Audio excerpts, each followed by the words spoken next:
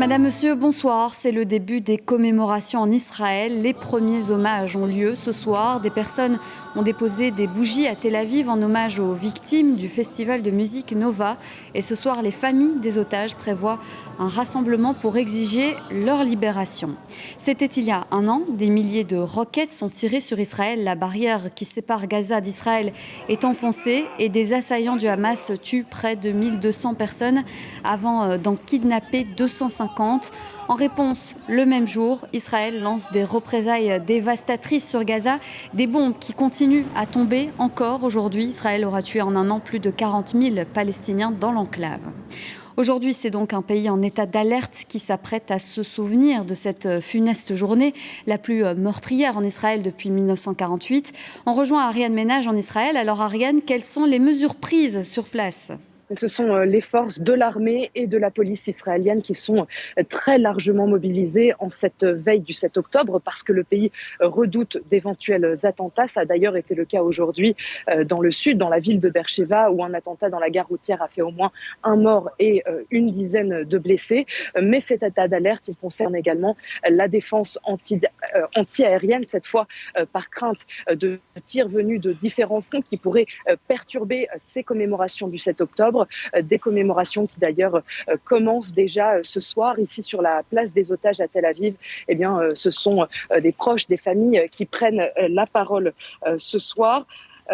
Demain, bien sûr, auront lieu la majorité des cérémonies et des commémorations un petit peu partout à travers le pays. Notez que pour la plupart, ces cérémonies se tiennent à l'initiative de la société civile israélienne en réaction ou par boycott, même pourrait-on dire, d'une cérémonie officielle et très controversée, organisée cette fois par le gouvernement de Benyamin Netanyahou. 97 otages sont toujours retenus par le Hamas à Gaza et au moins une trentaine d'entre eux sont morts, selon l'armée israélienne.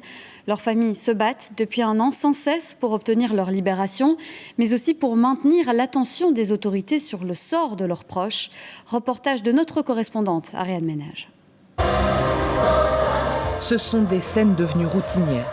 À la tombée de la nuit, la fin du Shabbat, des manifestants arrivent peu à peu sur l'une des principales avenues de Tel Aviv. Yocheved Lifshitz attend le début du rassemblement.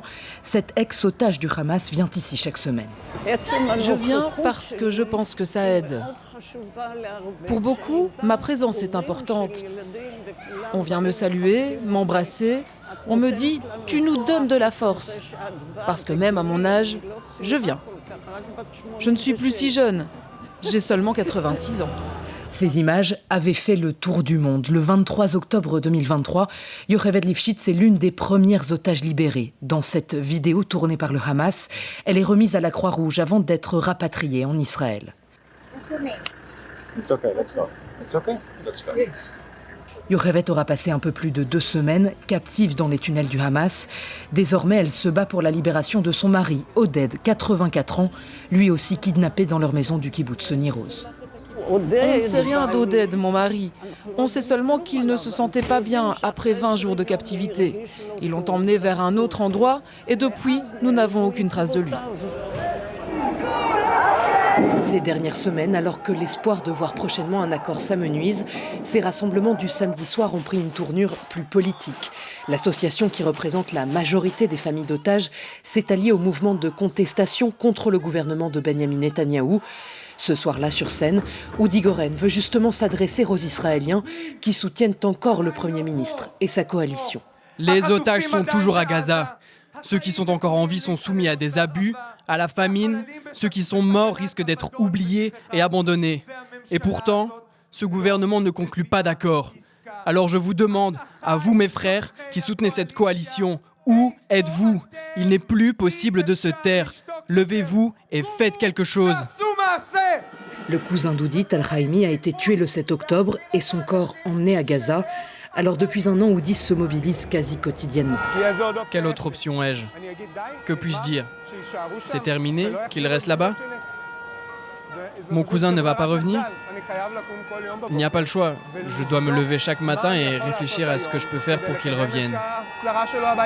Udi Goren reste déterminé à poursuivre le combat dans la rue, tout en craignant que la guerre entre le Hezbollah et Israël éclipse le sort de son cousin et celui des autres otages à Gaza.